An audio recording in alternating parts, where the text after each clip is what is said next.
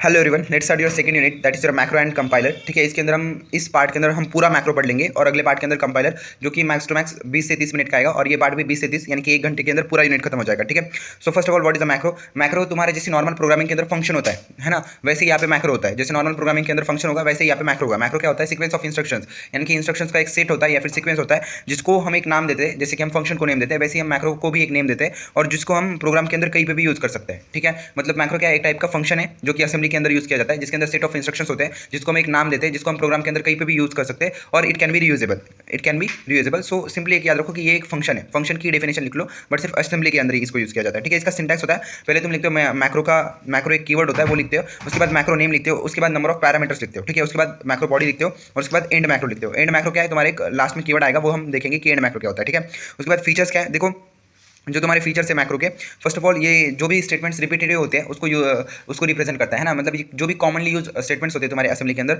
उसको रिप्रेजेंट करने का काम करता है। उसके बाद हम मैक्रो को एक्सपांड भी कर सकते हैं, वो हम आगे पढ़ेंगे। उसके बाद जब भी जो प्रोग्रामर होता है तब जब वो कोड लिखता है तब वो मैक्रो को कोड लिख के छोड़ दे सकता है। जब वो मैक्रो का कोड लिख के छोड़ देगा तो उसको ऑटोमेटिकली एक मैक्रो प्रोसेसर नाम का हार्डवेयर होता है, एक मैक्रो प्रोसेसर नाम का हार्डवेयर होता है, वो उसकी मैकेनिकल डिटेल्स को ले लेगा और उसको हैंडल कर लेगा। ठीक है, मतलब देखो जब भी प्रोग्रामर कोड लिखेगा उसके अंदर मैक्रो लिखेगा तो क्या होगा, वो जो मैक्रो है उसको एक मैकेनिकल डिवाइस होता है, उसकी जो भी मैकेनिकल डिटेल्स है उसको एक हार्डवेयर है जिसका नाम मैक्रो प्रोसेसर वो हैंडल कर लेगा। ठीक है, उसके बाद जो मैक्रो प्रोसेसर होता है वो कंप्यूटर आर्किटेक्चर इंडिपेंडेंट होता है, यानी कि जिस कंप्यूटर आर्किटेक्चर के अंदर हमें उसको यूज करना है, ठीक है, जिसके अंदर हमें यूज करना है ऑन विच इट रन्स, उसके ऊपर वो डिपेंड नहीं करता, डायरेक्टली डिपेंड नहीं करता, डायरेक्टली रिलेट उससे नहीं करता। ठीक है, उसके बाद जो माइक्रो प्रोसेसर होती है उसके अंदर उसका डेफिनेशन होती है, इन्वोकेशन होता है, एक्सपांशन होता है। ठीक है, मैक्रो प्रोसेसर के अंदर ये सब कुछ चीजें की जाती है, वो हम आगे पढ़ेंगे। अब ये बेसिक सा एग्जांपल देख लो तुम्हारे मैक्रो का। तो पहले तुम लिखते हो मैक्रो कीवर्ड, उसके बाद मैक्रो का नेम माई मैक्रो क्या है? तुम्हारा मैक्रो का नेम है। उसके बाद उसकी बॉडी है, जहाँ यहाँ पे हमने बॉडी लिखी है ऐड M% ए रजिस्टर एक्स, यानी कि ए रजिस्टर के अंदर एक्स को ऐड करो। उसके बाद add B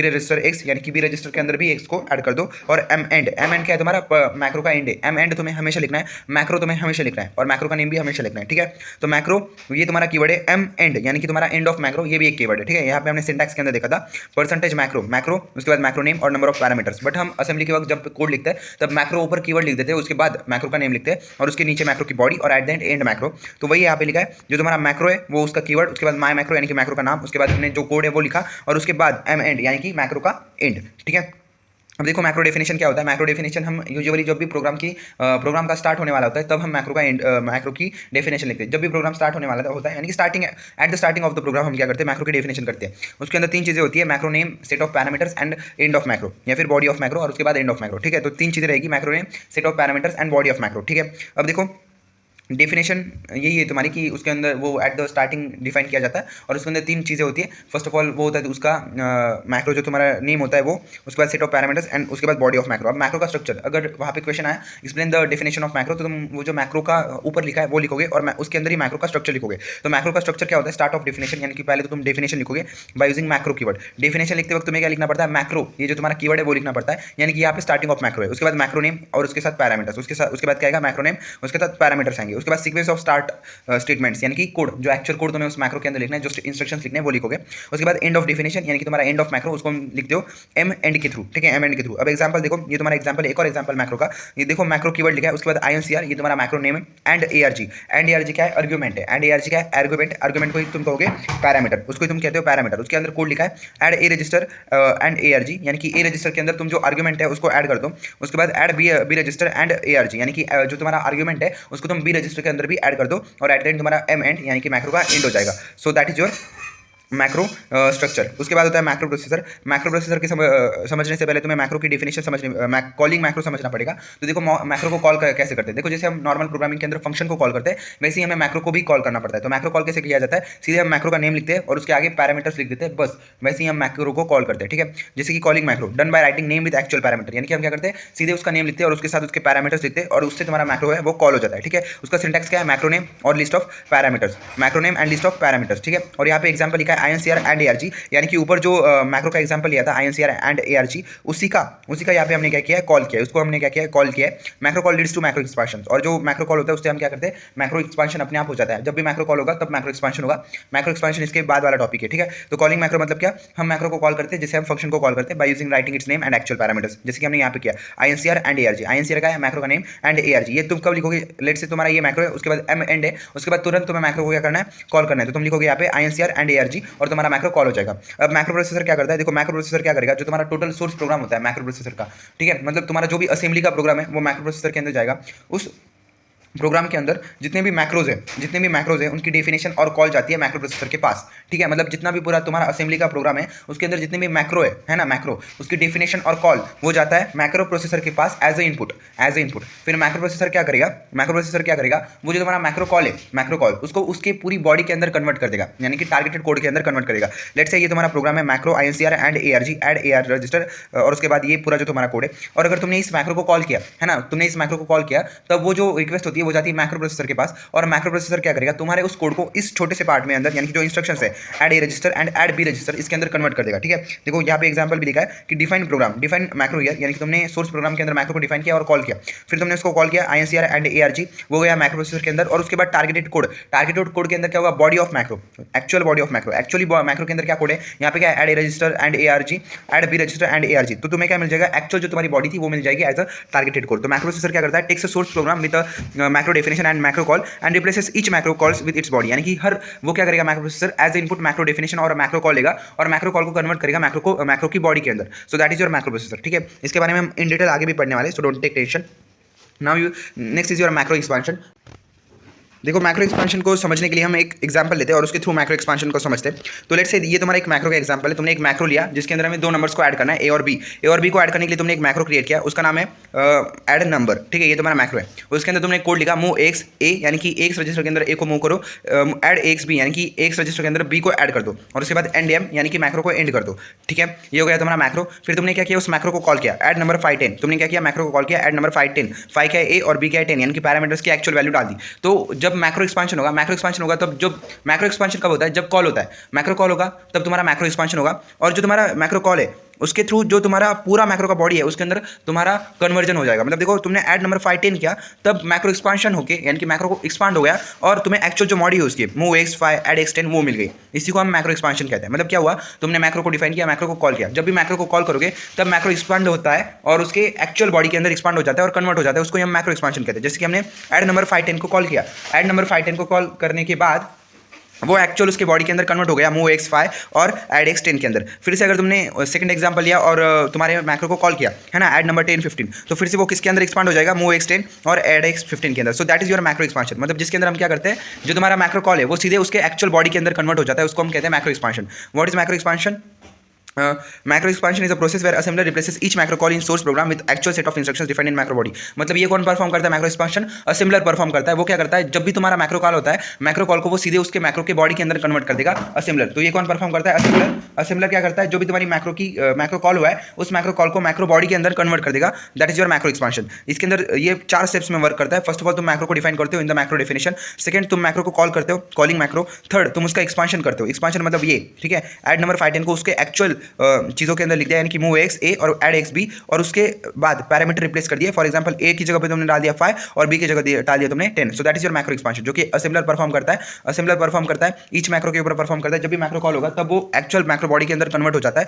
that is your macro expansion, ठीक है। मतलब जैसे कि हमने ऐड नंबर 5 10 को कॉल किया तब वो उसके एक्चुअल बॉडी के अंदर कन्वर्ट हो गया मूव एक्स 5 और ऐड एक्स 10 के अंदर। So that is your macro expansion. चार स्टेप्स में वर्क होता है। पहले हम मैक्रो को डिफाइन करते हैं, फिर कॉल करते हैं, उसके बाद वो एक्सपांड हो जाता है और फिर एक्चुअल पैरामीटर्स में चेंज करते हैं। जैसे कि हमने मैक्रो को कॉल डिफाइन किया, ऐड नम को हमने डिफाइन किया, फिर उसको कॉल किया एज ऐड नम 5 10, फिर उसको उसका एक्सपांशन हुआ मूव एक्स ए और ऐड एक्स बी के अंदर, फिर उसके अंदर हमने एक्चुअल पैरामीटर्स 5 और 10 को डाल दिया। सो that is your macro expansion. Next is your best one type of एक तुम्हारा डिफरेंस आता है एग्जाम के अंदर जो कि यूजुअली बार बार रिपीट होता है। सो हम उस डिफरेंस को देखते हैं। First of all what is macro and सब रूटीन। मैक्रो और सब रूटीन एक ही जैसी चीज़ है, हम उसको ऐसे ही कहते हैं। देखो मैक्रो नेम वैसे ही हम सब रूटीन लिखते हैं और उसको एंड, जैसे मैक्रो लिखते हैं वैसे ही हम सब रूटीन लिखते हैं, उसके अंदर कुछ नहीं होता, बट वहाँ पे क्या लिखते हैं मैक्रो, वैसे यहाँ पे लिखते हैं सब रूटीन और एट द एंड लिखते हैं एंड। सब रूटीन का तुम्हारा कोई लेना देना नहीं है, उसका सिर्फ डिफरेंस आता है।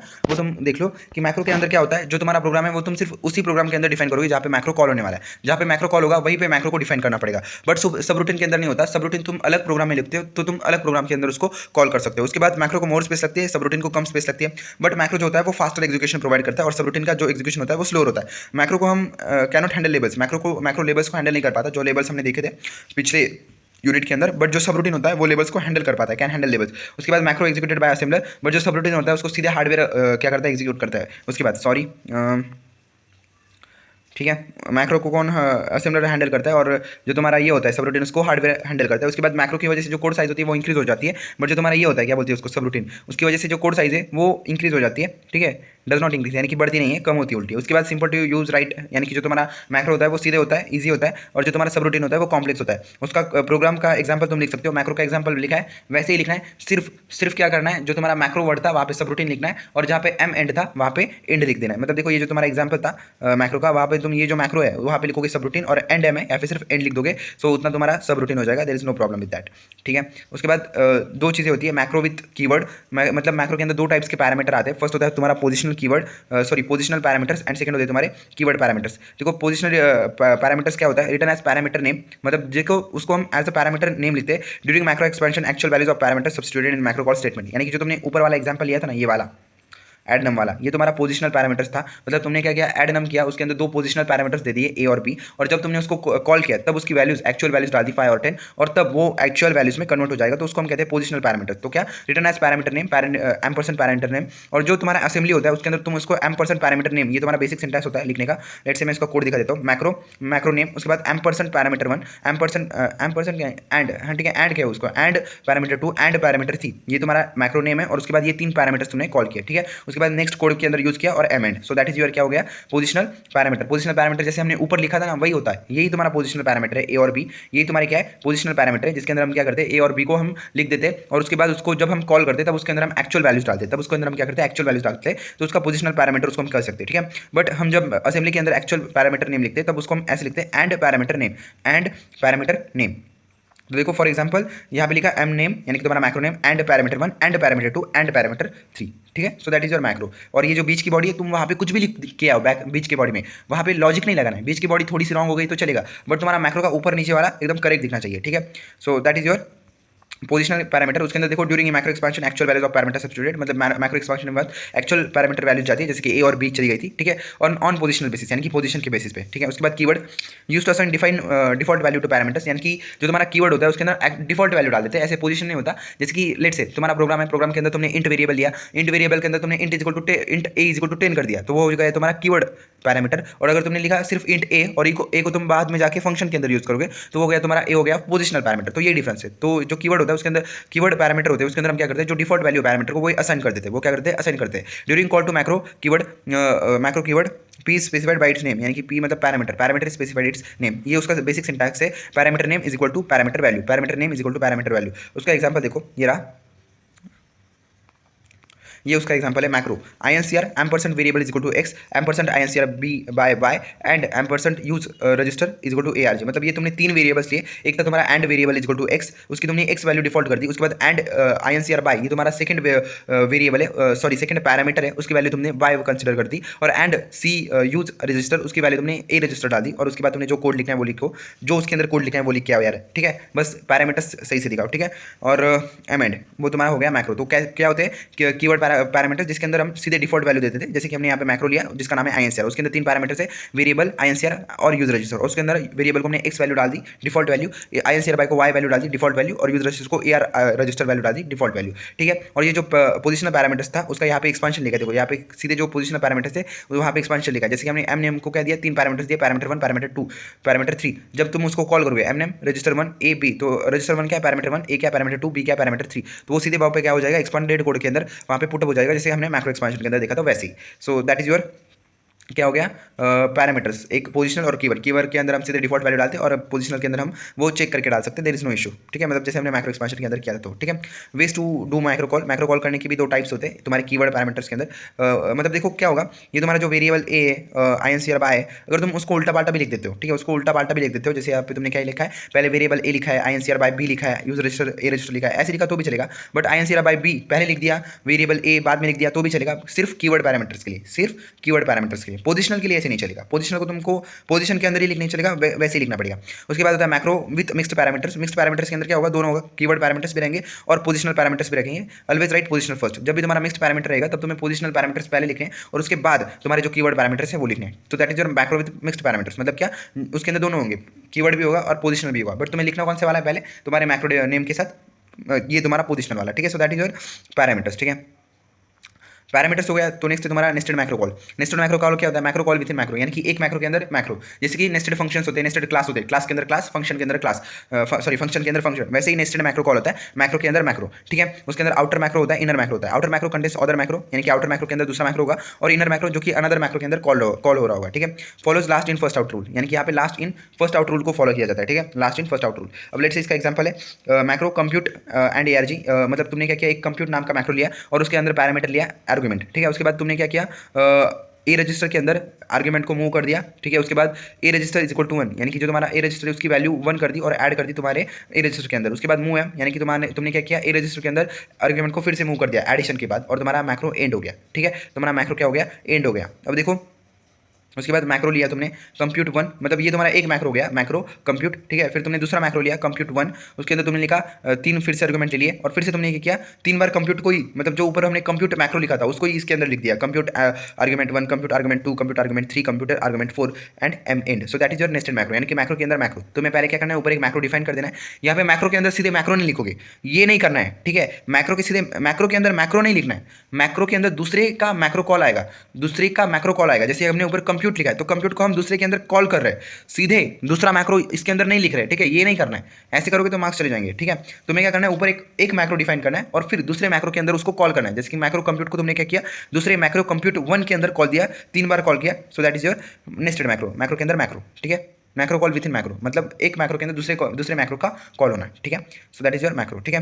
अब उसका एक्सप्रेशन क्या होगा, देखो कंप्यूट 1 XYZ है, कंप्यूट 1 XYZ, तो उसके अंदर पहले क्या होगा, कंप्यूट पहला वाला कंप्यूट रन होगा, मतलब देखो अब यहाँ पे एक्सपांशन कैसे होगा, देखो कंप्यूट 1, ये जो तुम्हारा कंप्यूट है उसको तुमने कंप्यूट 1 के अंदर कॉल किया, तो सबसे पहले जो आउटर मैक्रो होता है वो कॉल होता है। आउटर मैक्रो यहाँ पे कौन सा है, कंप्यूट 1, तो कंप्यूट 1 रन हो गया, तो कंप्यूट 1 जब रन होगा तो उसको एक्सपांड किया जाएगा। एक्सपांड करते वक्त उसके बॉडी के अंदर क्या है, compute argument 1, compute argument 2, compute argument 3, ये 3 उसके अंदर क्या है, इंस्ट्रक्शंस है। तो वो इंस्ट्रक्शंस फिर क्या होंगे, एक्सपांड होंगे। तो कंप्यूट आर्गुमेंट 1 के अंदर क्या लिखा है, कंप्यूट के अंदर क्या लिखा है, move R add move M, उसके अंदर वो एक्सपांड हो गया, कंप्यूट एक्स उसके अंदर क्या हो गया, एक्सपैंड हो गया। उसके बाद तुमने क्या किया, कंप्यूट आर्गुमेंट 2, देखो ये तुमने मैक्रो कॉल किया, कंप्यूट 1 को तुमने मैक्रो क्या किया, कॉल किया, कंप्यूट 1 XYZ, आर्गुमेंट 1 क्या है x, आर्गुमेंट 2 क्या है y, आर्गुमेंट 3 क्या है z। तो मतलब आर्गुमेंट कंप्यूट आर्गुमेंट 1 के पास क्या जाएगा x, कंप्यूट आर्गुमेंट 2 के पास क्या जाएगा y, और कंप्यूट आर्गुमेंट 2 के पास क्या जाएगा, कंप्यूट आर्गुमेंट 2 के 3 के पास क्या जाएगा, जेड जाएगा, ठीक है, जेड जाएगा। तो देखो जब तुम आउटर मैक्रो को कॉल करोगे, आउटर मैक्रो कौन सा तुम्हारा कंप्यूट 1, उसको तुमने जब कॉल किया तो वो एक्सपांड होगा तुम्हारे 3 अलग मैक्रो के अंदर, मतलब जिस मैक्रो कॉल का वो जो मैक्रो कॉल उसके अंदर प्रेजेंट है वो, यानी कि कंप्यूट। अब तुम्हारा कंप्यूट एक्सपांड होगा, ठीक है, तो कंप्यूट एक्सपांड हुआ, मूव आर इरेजर एक्स, मतलब देखो कंप्यूट को अलग अलग बार एक्सपांड हुआ, मतलब देखो कंप्यूट आर्गुमेंट 1 था, आर्गुमेंट 1 एक्स था तो एक्स के लिए एक्सपांड हुआ, फिर कंप्यूट आर्गुमेंट 2 था, आर्गुमेंट 2 क्या है वाई, तो उसके बाद वाई के लिए एक्सपांड हुआ, फिर कंप्यूट आर्गुमेंट जेड था उसके लिए एक्सपांड हुआ। सो that is your nested macro call. Nested macro के अंदर क्या होता है, एक मैक्रो के अंदर दूसरा मैक्रो कॉल किया जाता है, ठीक है। उसके बाद nested macro definition, macro define instead other macro when outer macro calls then inner macro comes in existence. मतलब देखो यहाँ पे हम सीधे एक मैक्रो के अंदर दूसरा मैक्रो डिफाइन कर रहे हैं। ऊपर हमने क्या किया था, एक मैक्रो के अंदर दूसरा मैक्रो कॉल किया था, यानी कि नेस्टेड मैक्रो कॉल्स थे, नेस्टेड मैक्रो कॉल था, यानी कि एक मैक्रो के अंदर दूसरा मैक्रो कॉल किया था। बट यहाँ पे हम सीधे एक मैक्रो के अंदर दूसरा मैक्रो डिफाइन ही कर देंगे, यानी कि एक मैक्रो के अंदर दूसरा मैक्रो लिख देंगे, ठीक है। So macro defined inside other macro, यानी कि दूसरे मैक्रो के अंदर हमने क्या किया, एक मैक्रो को डिफाइन कर दिया, ठीक है।